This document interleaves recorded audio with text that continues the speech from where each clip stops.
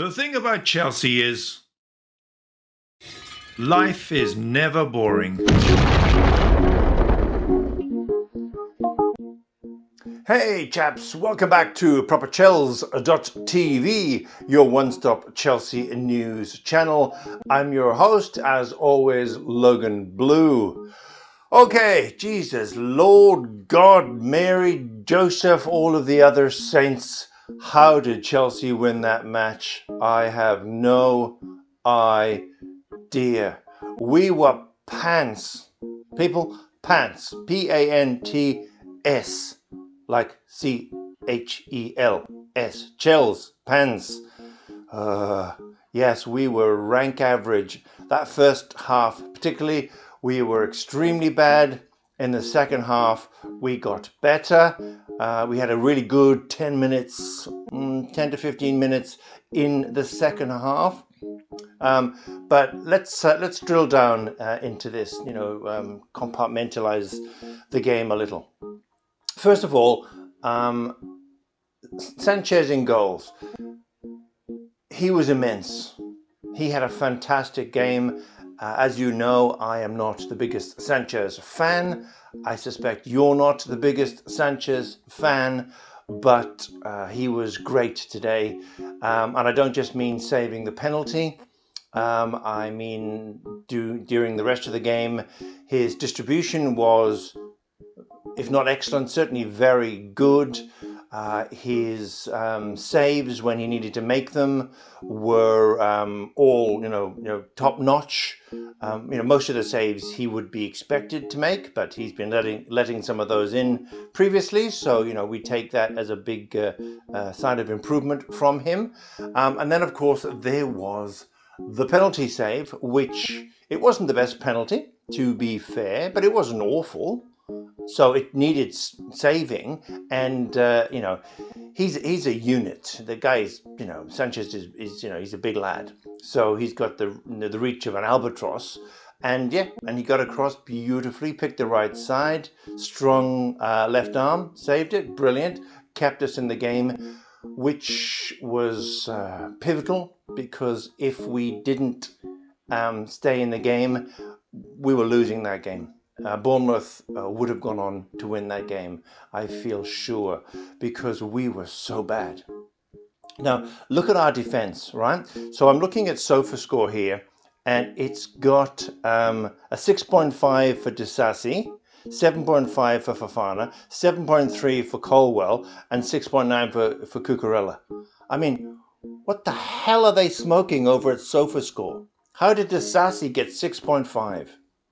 He was awful.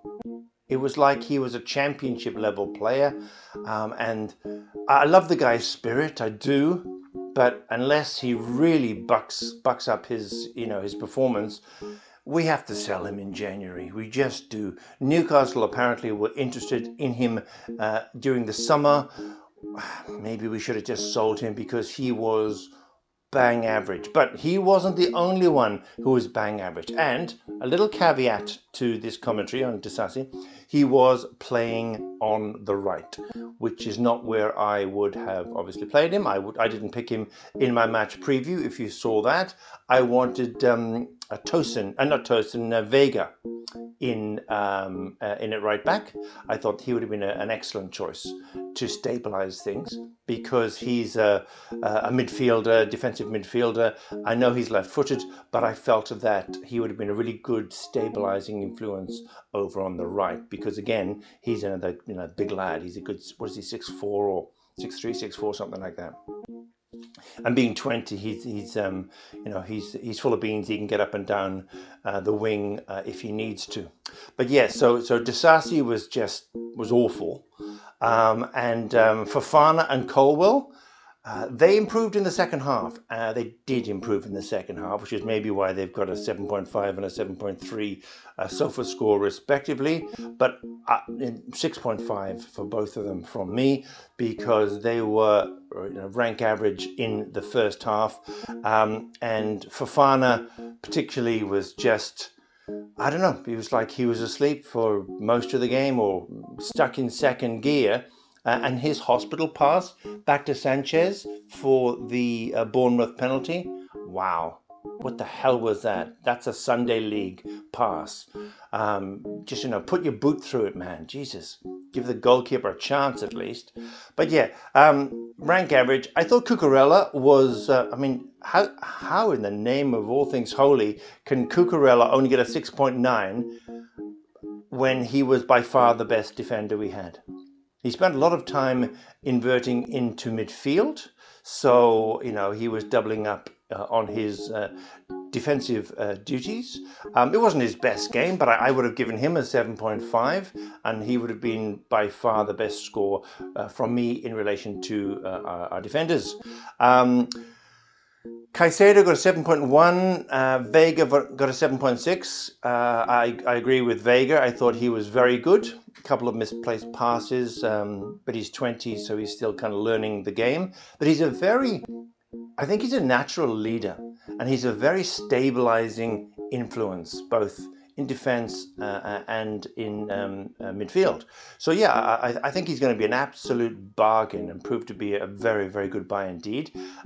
Caicedo was good without being great, but the issue here, I picked a 4-3-3 formation in my match preview for a reason, because of the way Bournemouth play.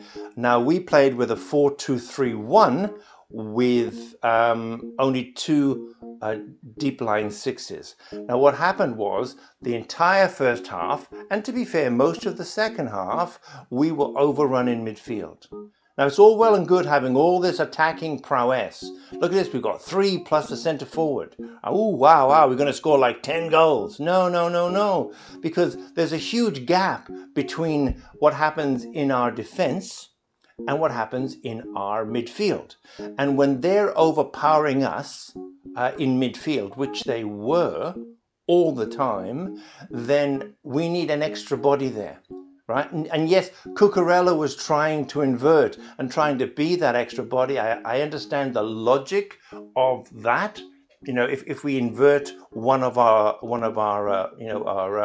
left back or a right back, then we can then have an extra body up front, which means that we should have more, we should score more goals. But we didn't get remotely close to scoring more goals. I think we had, 3 shots on goal the entire game? And one of them was the goal in the second half. So yeah, it was, the manager needs to work out a plan B. Okay, he needs to understand that when it's not working, to make the changes in game, not just wait for the second half, not just wait for 20 minutes from the end to throw on some subs and hope to God that they, do some moment of magic for us. Okay, so yeah, none of this is on Maresca. I don't think he comes out of this game with any plaudits, even though we won and he did make the substitutions that made the difference. But I think that's down to individual quality of the subs available more than the fact that he chose them at that moment. Okay, so Neto was hooked at halftime. He was anonymous. He got a 6.5 on SofaScore. I would have given him a 6. He always went backwards or sideways. It's like, dude, if we wanted someone to go backwards or sideways, we'd have Mudryk there, right? Attack, right? You're meant to be able to take people on.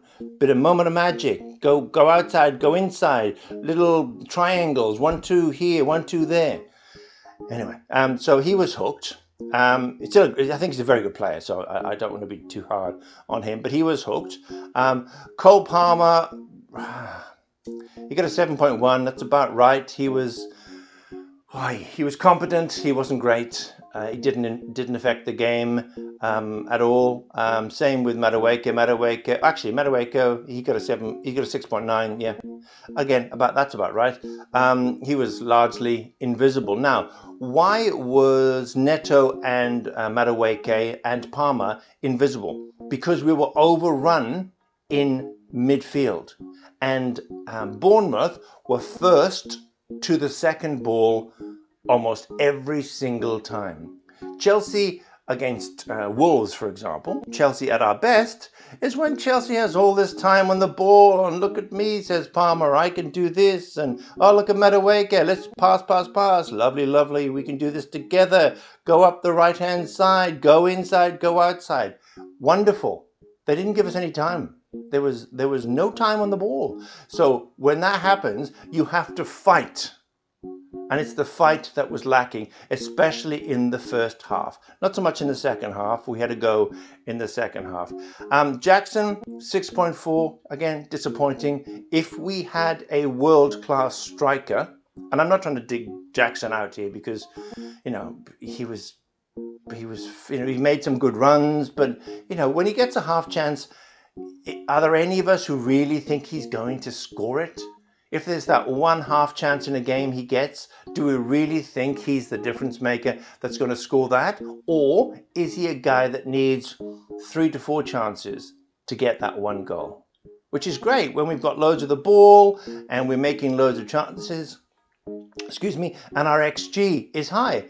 But in games like today, which is from, to be fair, most of the games would be like this, right? When the team that we're playing isn't as quote unquote good as Chelsea or as talented as Chelsea, man for man, they fight harder and play a deep lying block and hit on the counter attack.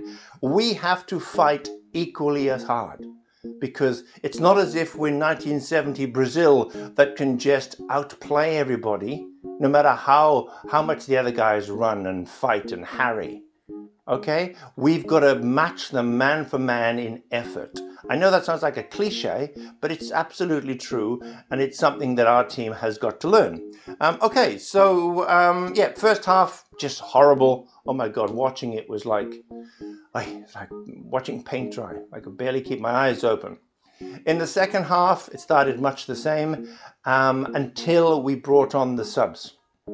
Now, Sancho, obviously coming on earlier, helped. And what I loved, because I've seen some of Sancho at Dortmund.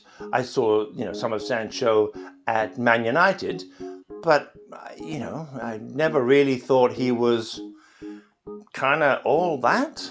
I just thought he was a bit overhyped. So when Man United bought him for 80 million or whatever they bought him for, I'm like, I think, that's like 20 mil too much, lads. I don't think he's, I don't see him going down the outside, beating people, for pace or for skill or, long dribbles where he goes past, half a dozen players and, crosses it, onto the toe of the striker. I didn't really see a lot of that, just glimpses of his talent, but maybe that was down to his environment. It happens sometimes, but he's a Chelsea fan. At least he was a boyhood Chelsea fan, so it must be, nice for him to be, home. Maybe a home he doesn't feel like it's a home yet, but, home. And also, can I just go on record and say that the away fans, the Chelsea away fans, were epic, right? They were so loud. You could barely hear the Bournemouth fans. It was brilliant to hear. And I loved them singing, Sancho. Right, singing for Sancho. Not the most original song. Maybe we'll have to come up with something a little better. But yeah, brilliant to see. And Sancho was fantastic. The odd misplaced pass, but they were very, very rare. He's absolutely my man of the match, and he only played half a match. So, what did SofaScore gave him? Hang on, let me have a look what SofaScore gave him. They gave him, 7.3, and Nkunku 7.6, just because he scored the goal. Sancho was an 8.5. Sancho was excellent.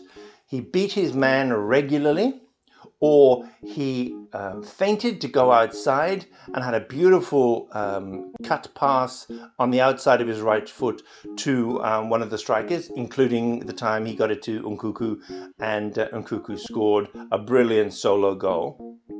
That's the assist from Sancho, but ultimately Nkunku basically had three giants around him, and who were all afraid of giving away a penalty. So they were a little nervous in getting stuck into the tackle. Maybe they shouldn't have been so nervous because Nkunku bullied the three of them. You got a little bit lucky with a bobble, but you make your own luck, and toe poked it into the corner. And we get, the goal, and ultimately we win the game. But if you look back at this, the old saying is, any landing you can walk away from. This is a bit like that. This is a smash and grab because Bournemouth did not deserve to lose the game, and Chelsea did not deserve to win the game. I think a sterile 0-0 draw would have been, maybe a 1-1 draw, but a sterile 0-0 draw would have been absolutely what the game deserved. It's just like, forget it and moved on. But we won. Jeez, it's like, great. They say the sign of a great team is to be able to play badly and win. I don't think we're a great team because just, my God, in defense we're bad. And we need three in the middle. I'm sorry, we need Lavia. We need Lavia. We absolutely need three in the middle. And I know it's difficult to do because we've got such an abundance of attacking options now. Not the world-class number 9, but such an abundance of attacking options that you think, well, yeah, if we put somebody else in the middle, let's say Lavia's fit, and we have Lavia, Caicedo, and Enzo, right, in our three, I think that's probably our best midfield. Yeah, and we have to play 4-3-3, which means we have to drop somebody. And you've got a Felix and you've got an Nkunku, and you go, well, you've got two wide positions, and Nkunku isn't best out wide. So maybe we drop Jackson. And we drop Jackson. I just hit the microphone. We drop Jackson and we play Nkunku as the number 9. Right? Even if he's more like a false 9 because he's not a big lad, but he makes excellent runs. And then we can have Madueke on the right, Palmer on the right, and maybe Sancho or Neto on the left. There's a lot of great players who will be sitting on the bench, and some great players who won't even be on the bench, right? Because we have a lot of attacking options. But we have to play for the betterment of the team. And we're not the Harlem Globetrotters. We don't just want to have, all our, remember like PSG, with, when they had Mbappe and Neymar and Messi and whatnot. It's like, we'll just put all our best players on at the same time. Forget the team, right? Do you remember when Real Madrid had the Galactico era, right? And they had no idea how to play all together as a team, and they didn't win anything, right? And then, for example, like they had Makelele was kind of like a water carrier, and they didn't want him. They sold him to Chelsea. He's one of our best ever players, right? He helped that Jose team win titles because he did all the dirty work. Right? And he was he had a position named after him, for God's sake. But yeah, we need to play like a team. And to play like a team, the manager has to pick the best formation to win, not the best formation to get all the sexiest players in the team at one time. So yeah, that's the match review. It's a win. It was horrible. But definitely some green shoots coming out in the form of Jadon Sancho, and Nkunku grumpy that he's not on the park starting. So yeah, there's some decisions to be made for Enzo moving forward. But yeah, that's a win. That's 2 now. Roll on the next game. Okay, then, that's all the news that's fit to print, and quite a bit that isn't. As always, thank you again for watching. Don't forget to like and subscribe, and God bless, look after yourselves, and I'll see you in the next one.